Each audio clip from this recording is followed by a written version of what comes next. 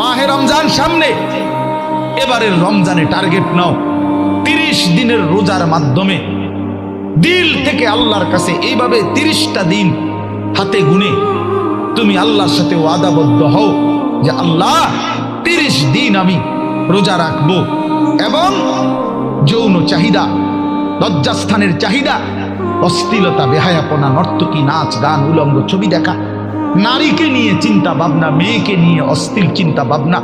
অবৈধ কোনো প্রেম সম্পর্ক, হারাম কোনো রিলেশন, এই সব ত্যাগ করে বন্ধু 30টা দিন মনোযোগ দিয়া রোজা রাখো, তারাবি পড়ো, ইফতার করো, সাহারি করো, তাসবিহ পড়ো, তেলাওয়াত করো, কোনো আলেমে দ্বীনের সাথে উঠা বসা করো, ইমাম সাহেবের সাথে সম্পর্ক করো। ইনশাআল্লাহ দেখবা আল্লাহ চাহে তো 30 দিনের মাথায় আল্লাহ বলেন লাআল্লাকুম তাত্তাকুন, আমি আল্লাহ ওয়াদা দিলাম মোমেন তোকে মুত্তাকি বানিয়ে দেব।